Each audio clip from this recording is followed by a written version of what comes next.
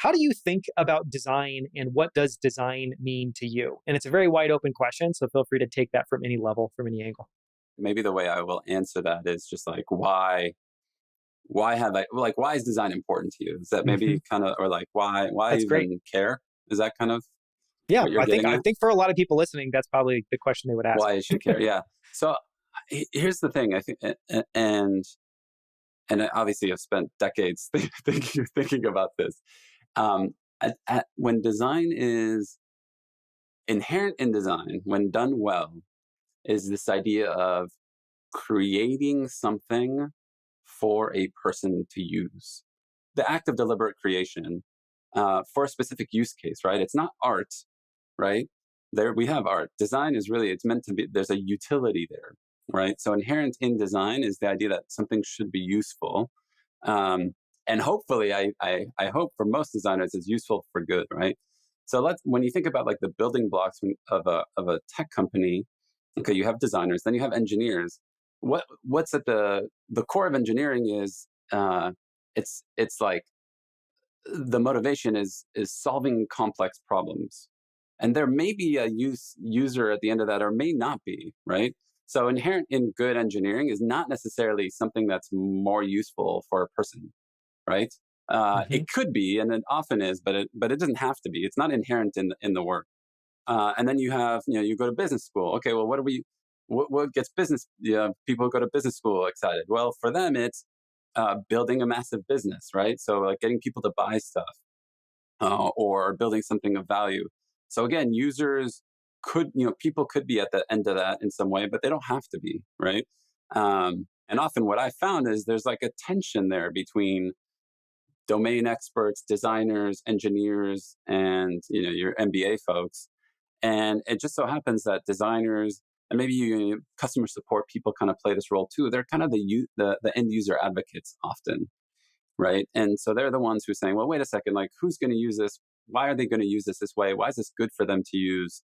And so when you take that out of a company, all of a sudden like the balance is off, right? If you have like engineers solving really tough, difficult engineering problems and business folks trying to build a big business, well, there's all sorts of ways to like manipulate and have that grow in a way that actually isn't serving humanity well.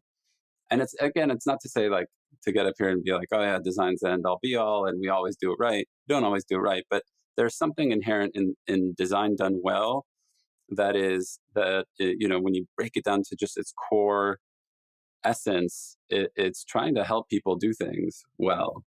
And so for me, that's why it's really important, because when you take that away, and that's honestly like why we started Designer Fund. It wasn't like I had a ambition to be an investor by any means, but it's just that people were asking me for help on design so much on things like education and healthcare. And you start thinking, well, wait a second, if design is absent from these Hmm. from the building of these products and services, then who's here to make sure that in hospitals that patients are being cared for the right way? Who's here to make sure that students are being cared for the right way versus just like building something that's good for the school system or good for the hospital, right? So that's the thing that I think for me is the importance of why I'm so like into getting design at the ground floor of every like great company that is getting started today. Because if not, we're just going to get those products and services, and we've all experienced it, right? Like if you've gone to a doctor recently and you've watched the doctor look at the screen half of the time or more versus look at you, the patient, you've kind of felt what happens when design is absent from these things. That's kind of the thing we're trying to fight against. So yeah, that's kind of like why for me design is so important, and why I fight for it and advocate for it and try to like advocate for it in the VC ecosystem. Yeah. I love that perspective. I mean, it almost sounds like a way to think about design in your mind. It says guardrails. It's like you can channel the resources, meaning your engineers and the money that you've raised as a business and all these ideas and feedback you've gotten from customers in a lot of different directions. And maybe design adds a little bit more intentionality and tries to just make sure that that's all pointed and harnessed in the right direction. Yeah. And I would say, one of the things that I'm trying to also champion, there's this idea of like human-centered design. You've probably heard of this, right? Hmm. And that sounds great. So that's what's human. It's like it's basically designing for for an individual.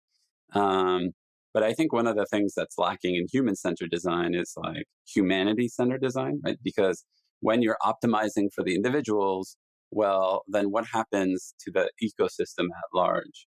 And I think, frankly, this is basically what happened at Facebook, is we're trying to create this thing that every individual got a lot of utility out of, assuming that if people loved it for themselves, that would somehow create value, or like move humanity in the right direction. And my personal opinion is that it's not enough to just say, oh, I'm going to give you yourself, you the person, something that works for you, without taking into account, well, how does that work for you and your community? How does that work for you and your country? How does that work for you in the world?